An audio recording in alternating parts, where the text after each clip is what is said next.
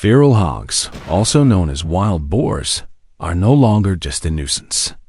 They are an ecological nightmare and a financial catastrophe for the United States. With an estimated 6 million feral hogs roaming across more than 35 states, the damage they cause every year is staggering, exceeding $2.5 billion and rising fast. These animals are not confined to remote forests or rural corners of the country. They are everywhere, creeping into suburbs, crossing highways, and even showing up on golf courses and backyards. From corn and soybean farms in Texas to rice fields in Arkansas to the carefully maintained vineyards of California, no crop is safe. A single group of hogs, often called a sounder, can undo months of labor in a single night. They root up soil, trample seedlings, destroy irrigation systems, and contaminate water supplies with fecal matter that spreads bacteria like E. coli.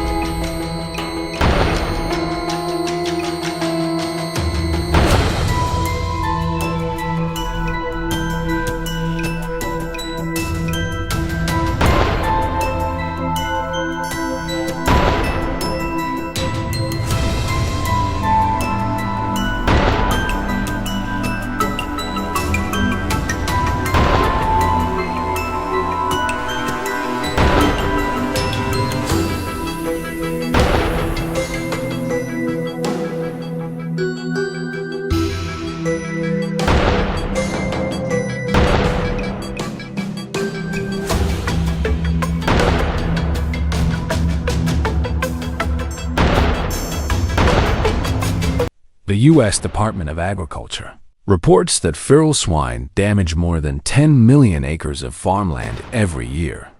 For farmers already facing high input costs, unpredictable weather, and volatile markets, this additional burden can be devastating. But agriculture is only one part of the crisis. The ecological damage is equally severe. Feral hogs tear through wetlands, forests, and grasslands with the same destructive force.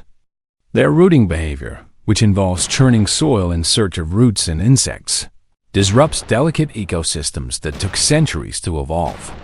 In wetlands, they destroy nesting grounds for migratory birds. In forests, they uproot seedlings that would have grown into the next generation of trees.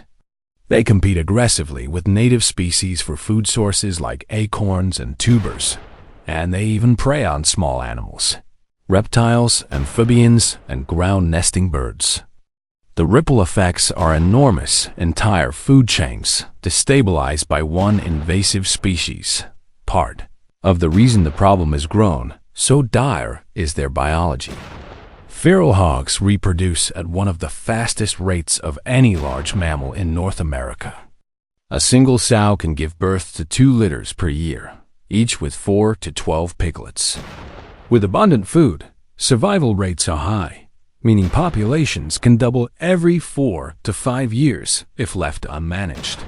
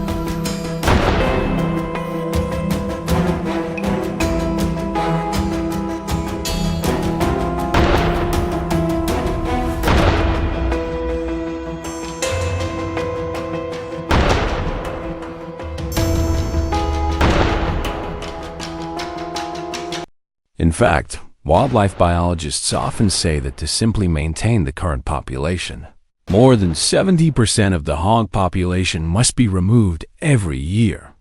Anything less, and their numbers will keep climbing. This reproductive advantage has turned the feral hog into a near unstoppable force. Even in areas with aggressive control programs, populations rebound quickly. In Texas, home to more than 2 million feral hogs, the highest concentration in the country, farmers and ranchers have been forced to adapt by becoming hunters themselves. Here, hog hunting is not just legal. It's encouraged year-round, with no bag limits and few restrictions. Helicopter hunts, night vision equipment, and thermal scopes have become common tools in the battle. For many landowners, it's not about sport, it's about survival. Yet, despite the popularity of hunting, experts warn it is not enough. Hunting tends to remove individuals, but hog populations are so resilient that unless entire sounders are eliminated at once, the survivors quickly reproduce and repopulate the area. That's why large-scale, coordinated efforts have become critical. Trapping programs using corral traps or drop nets can capture entire groups in a single night.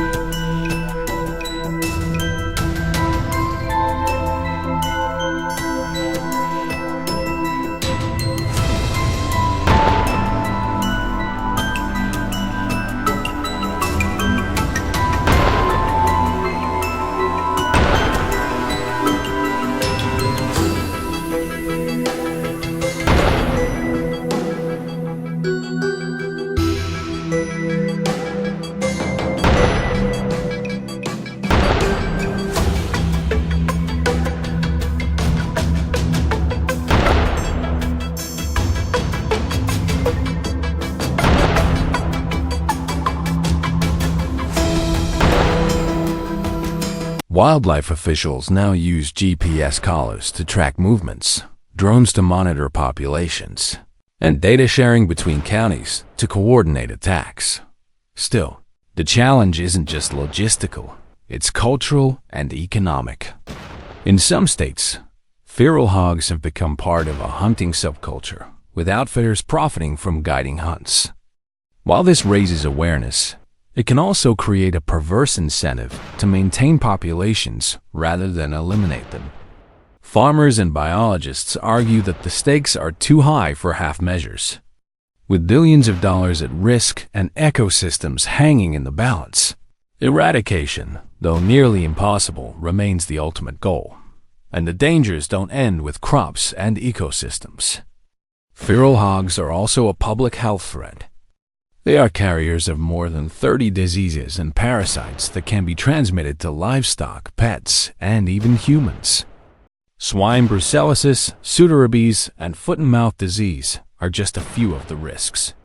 In states with large hog populations, veterinarians and livestock producers live in constant fear of outbreaks that could cripple entire industries.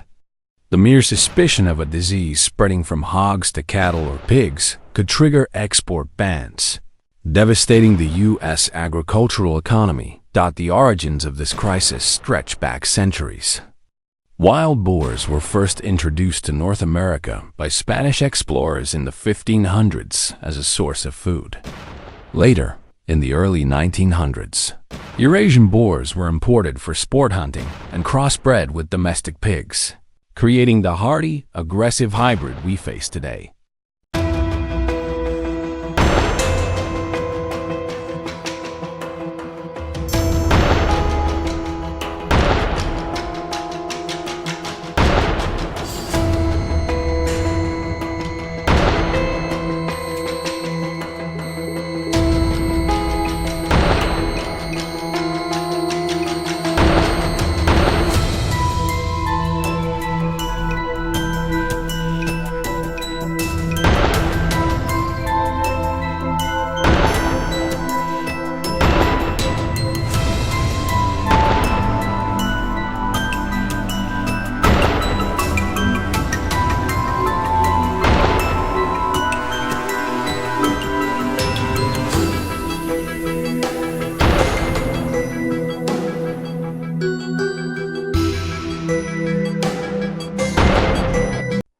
If you'll enjoy this video, please like and subscribe my channel for more information.